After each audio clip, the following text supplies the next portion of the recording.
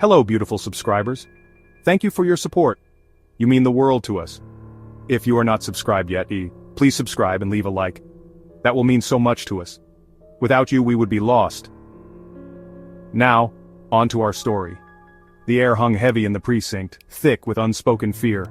Not the kind cops faced on the streets battling junkies and thugs. This was different.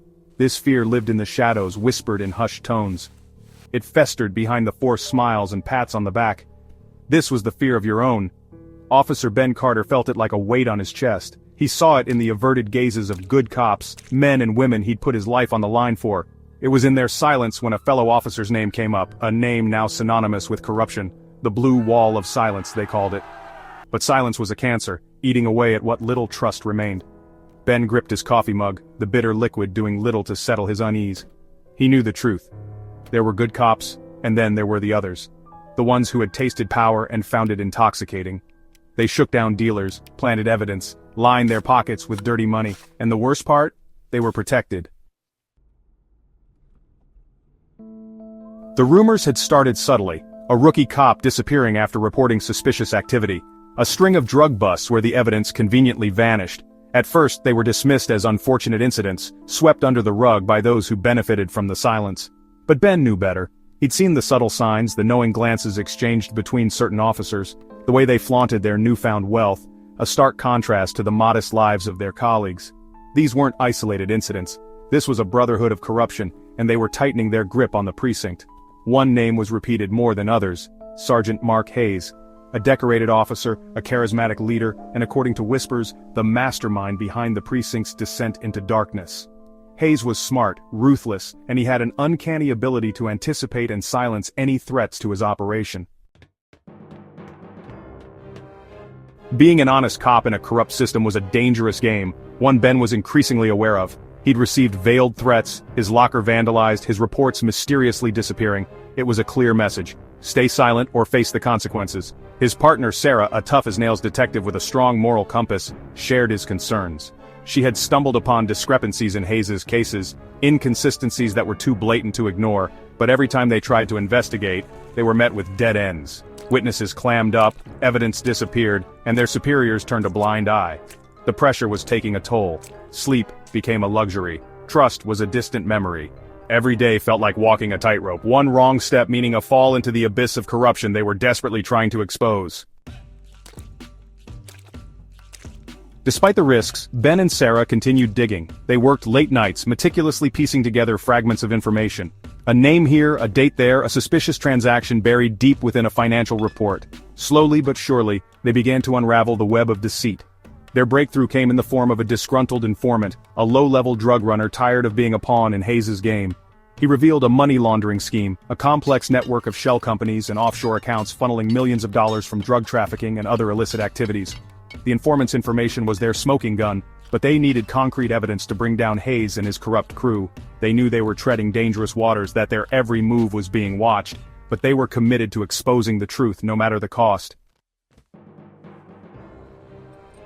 With the informant's help, Ben and Sarah devised a plan. They would use themselves as bait, setting up a fake drug bust involving a large sum of marked bills. The money would lead back to Hayes, exposing him and his accomplices. It was a risky move, one that required nerves of steel and unwavering trust in each other. They knew that one wrong step, one slip-up, could have deadly consequences. But the desire for justice, the need to cleanse the precinct of the rot that had infected it, fueled their determination.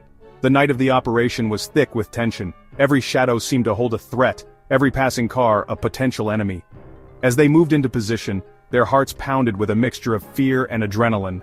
They were walking into the lion's den, but they were determined to come out on top. The plan was working. Hayes and his men walked right into the trap, their greed blinding them to the danger. But just as they were about to make the arrest, everything went sideways. Gunfire erupted, shattering the stillness of the night. Ben and Sarah found themselves pinned down, outnumbered and outgunned. Panic threatened to consume them, but their training kicked in. They returned fire, their movements precise, their aim true. Each bullet fired was a testament to their will to survive, to see justice served. As the gunfight raged, Ben realized with chilling certainty that they had walked into a trap. The drug bust was a setup, a carefully orchestrated plan to silence them permanently. They were fighting for their lives, but more importantly, they were fighting for the soul of their precinct. The shootout was a blur of noise and violence, a desperate struggle for survival. Ben fought with the ferocity of a man possessed, his every action fueled by the desire to protect Sarah and expose the truth. Just when they thought all hope was lost, reinforcements arrived. Honest cops, alerted by a hidden message Sarah had managed to send, stormed the scene. The tide turned, and soon the corrupt officers, including a wounded Hayes, were subdued and arrested. The truth was laid bare, the extent of Hayes' corruption shocking even the most hardened officers. His empire of greed crumbled, his reign of terror finally over. As the dust settled and the sirens faded, a sense of relief washed over Ben and Sarah. They had stared into the abyss and emerged victorious. The trial was swift, the evidence overwhelming. Hayes and his accomplices were found guilty on all charges, their sentences a testament to the severity of their crimes. The blue wall of silence had been shattered, replaced by a fragile hope for a cleaner, more just system. But the victory came at a price. The physical and emotional scars of that night ran deep. The betrayal, the violence, the realization that they had been surrounded by enemies within their own ranks, left an indelible mark. Life at the precinct slowly began to return to a semblance of normalcy, but things were different now. The fear that had once permeated the air was gone, replaced by a cautious optimism, a renewed sense of purpose. The blue wall was gone, and in its place stood a commitment to truth and integrity. The events that unfolded served as a stark reminder that corruption could fester anywhere, even in the hearts of those sworn to uphold the law. It was a reminder that the fight for justice was constant, demanding vigilance and courage. Ben and Sarah knew that their journey was far from over. The scars of the past served as a constant reminder of the fragility of trust and the ever-present potential for darkness to resurface. But they also found strength in their shared experience, a bond forged in the crucible of fear and violence. As they walked away from the precinct that day, the weight of their badges heavier than ever, they carried with them a hard-earned wisdom and a flickering hope. The hope that their ordeal would serve as a catalyst for change, a beacon of light guiding the way toward a future where justice prevailed, and the blue wall of silence remained a relic of a darker time.